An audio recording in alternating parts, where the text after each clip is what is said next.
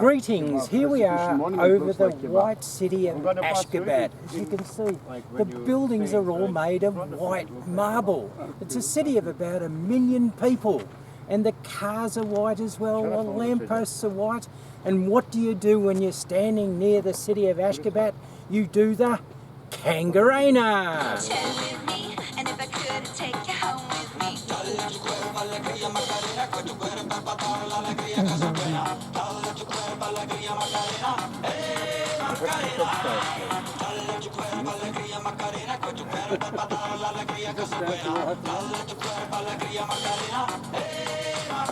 Kangarena! Turkmenistan, and indeed its capital Ashgabat, could well be described as the weirdest country and city in the world. When you arrive at the airport, in our case, it was about 1 o'clock in the morning. There was a plane full of people, but maybe about 20 international people arriving. There were 13 in our party. Given that there were only about 20 people altogether, it still took about 2.5 hours to get through customs and immigration. The first thing you need is a visa and a letter of invitation. The cost of that is $136 US. That has to be paid in cash and in US dollars. No change is given. If you give them $150, they will not give you back $14 US in change. The other thing is you need to very carefully heed the travel warnings. There are a number of notifications and you can be arrested and deported for doing the wrong thing. One thing interesting is that there's a curfew in Ashgabat. It runs from 11 p.m. to 6 a.m. in the morning. Given that we arrived at about 1 a.m. in the morning, we were pleased to hear that there was a dispensation for foreigners arriving at the airport. But the drive-in was through an interesting part of town, but it was very, very quiet. All the restaurants and bars closed well before 11 p.m. so that people can get home. When we arrived, we had a number of processes to go through. As I said, we had to have a letter of invitation. So we lined up all 20 of the people arriving and we got our passports stamped after a period of time. We then went to a second queue and those passports were taken off us and we paid our $136. We got another document that was stamped. Then we went back to the first queue with our stamped piece of paper where we were represented with our passport, which in itself had more stamps on it. Then we were sent off to the COVID test. Now, I'm not suggesting that this COVID test wasn't above board, but they barely touched my nose and dismissed me back to the queue before they'd even dropped it into the fluid. Another thing about Turkmenistan and Ashgabat is that there's virtually no internet in the country. There's a little bit of internet intermittently in the hotel, but not very much. The other thing you need to be very careful about is the water. Under no circumstances should you drink tap water.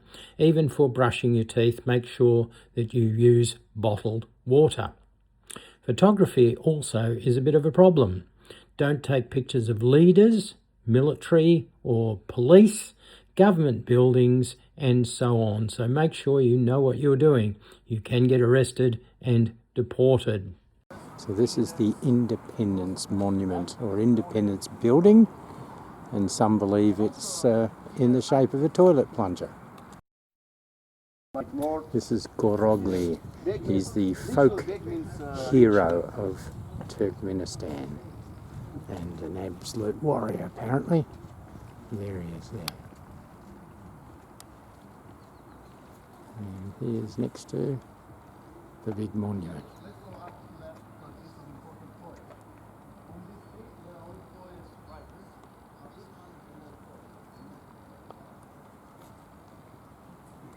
Gorogly.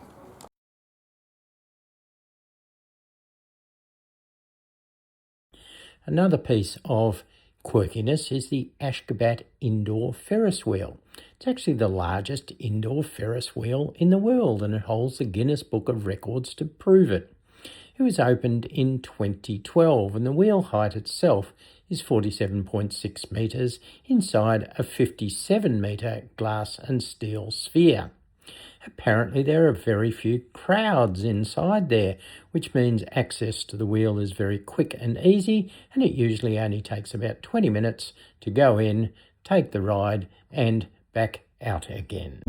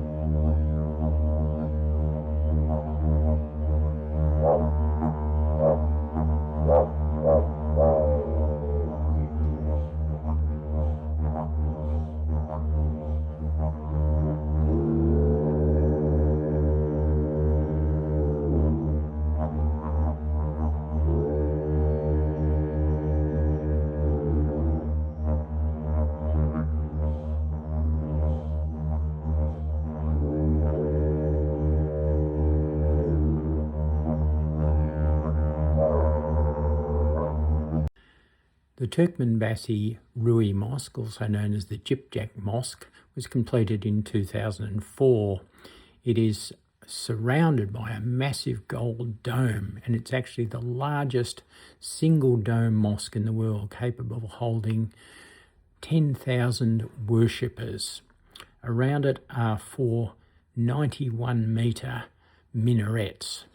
Just behind the mosque is the mausoleum of Turkmenbasi himself, who was interred there in 2006 on his death.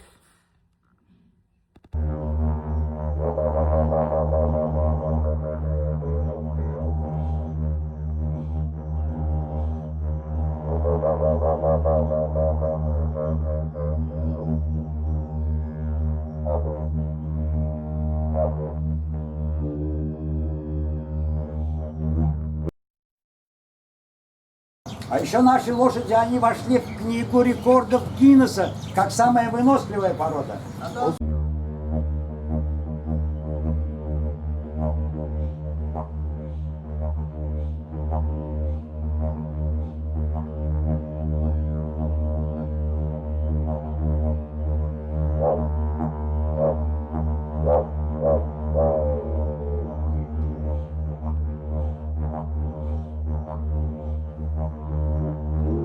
К лошади надо подходить спереди, чтобы она вас видела двумя глазами. The horse should see you. You should approach the horse from the front. The horse must see you. Okay? Лошадь все распознает новое посредством запаха, поэтому надо дать возможность лошади понюхать вас, протянуть руку и дать возможность понюхать вас.